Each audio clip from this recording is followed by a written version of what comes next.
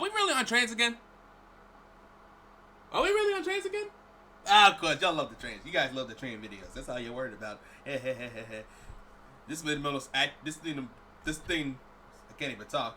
This has been the most you guys cared about since Roblox. Those days. Love chicken and all. Anyway, trains. Engines of Amtrak GE P30CH. Whatever all that nonsense means. Alright, let's do it! Hey everyone. Hello. Guy365 here. On this edition of Engines of Amtrak, I'll be taking a look at the General Electric P30CH.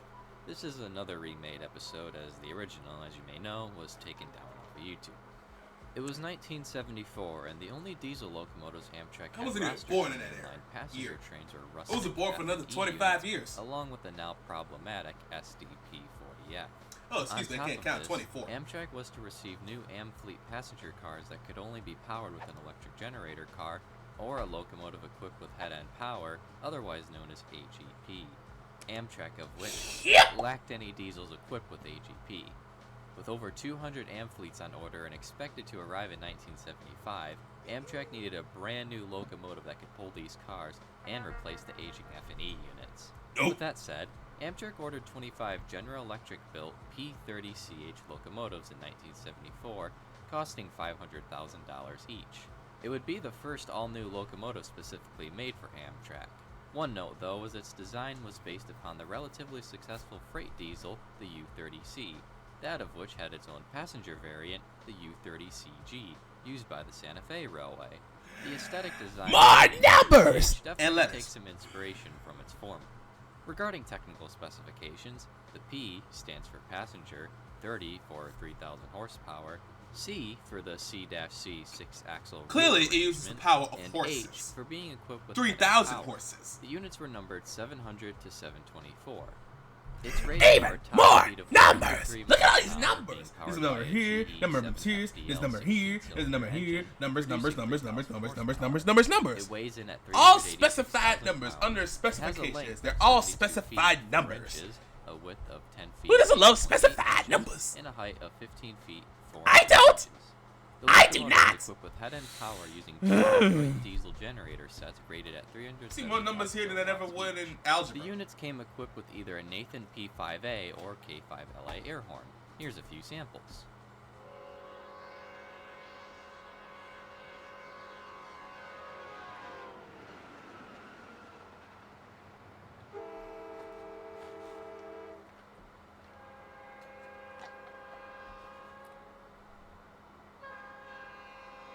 So are we just like studying their horn sounds or something?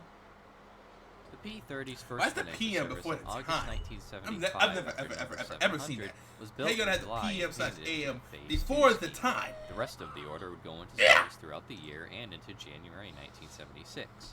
They'd soon gain the nickname Pooch, based upon their large nose and performance, The Pooch! along with the designation somewhat resembling the word. Initially, the units were put onto corridor trains like the Hilltopper, James Whitcomb Riley, later known as the Cardinal, Blue Ridge, Calumet, Mountaineer, and State House. Soon enough, though, that last one was Amtrak put smoking. the units onto longer distance trains like the Panama Limited and the Washington, D.C. to Savannah, Georgia segment of the Palmetto. Most units, though, stuck around east of the Mississippi River during the first few years in service.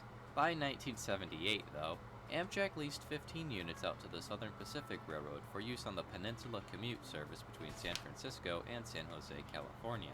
These replaced the SDP-45s previously used on the trains. The P30CHs would be returned to Amtrak in 1979. However, as time went on into the early 80s, crews had accumulated mostly complaints regarding the engines. For starters, Amtrak didn't send the units in for maintenance as much as they should have, leading to frequent mechanical and reliability issues, those of which included delayed dynamic brake response, HEP failures, and the truck design, which is similar to the electric E60 and was more suited for freight service, caused the units to ride roughly at times. The units had no air conditioning, and seeing as they frequently operated on routes with warm climates at this point, it made operating them dreadful. They also lacked any kind of soundproofing, leading Amtrak to issue out earplugs to crews. So in Complaints other also words, extended it to the sucked, units being it was overall a filthy unbearable, unit to and operate, nobody wanted to pumping deal out with large it amounts because smoke of all that. and being described as gassy and oily. Well, not that They they want sometimes to even control the caught train fire. to begin with, One not that true want to be account conductor was of any from train kind. orders I would using want to touch a train CPR like that for pockets, sure. said, Back in 1991, I worked out of San Antonio for Amtrak and got to run the P30s on the Sunset quite a bit. I will never forget the night we were westbound. Man, this quality on was way number better one than the Houston. narrator guy. We were somewhere in between Houston and San Antonio on the good old SP, and I was running the engine. It was dark in the I was cab, thinking, and see, I was like, working with one this of the guy old should be heads narrating off the the video. SP. Anyway, we had just crossed one of the many bridges, and I heard him yell, "God, GE piece of shit." I flipped on my train order Watch light him and looked out! across the cab, and the reason for his Sheesh. tirade was the window had fell out of the frame and hit him on the head. Even with these problems, the P30CHs trundled on into the 1980s, receiving a new It hit him on the code head! and being placed on the newly created Amtrak Auto Train running between Lorton, Virginia and Sanford, Florida. By this point in time, most units were operating in the southeast on trains such as the Auto Train, Silver Meteor, and Sunset Limited. EMD's very successful F40PH I'm just acting like I know all these service in places, okay? 1976 I had don't, largely displaced the but I'm P30s acting like I and know. other corridor and long-distance services elsewhere in the country. The units made a name and home for themselves, speeding trains up and down the eastern seaboard and along the scenic route of the Sunset Limited. Ultimately, though, the P30CH's retirement process began in mid-1991 and continued until number 705 ran for the last time. Are we on Sonic Unleashed again? 1991 on the Sunset Limited. The P30s were gathered at New Orleans Yeah, and this is were all Sonic scrapped in Unleashed. 1992 with the F40PH replacing the units. While the P30CH proved to be a bit of a bust for Amtrak as well as GE, it fared better than the SDP-40F and had a varied 16-year career. The unit was the first all-new for Amtrak, but was the last of 6-axle diesel power, the railroad now favoring 4-axle power.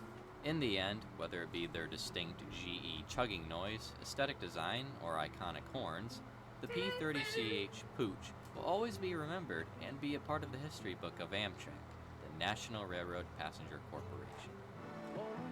Who could forget it? It had no air conditioning. And somebody got bonked in the head by a window. Thanks for watching this Yeah. That was interesting.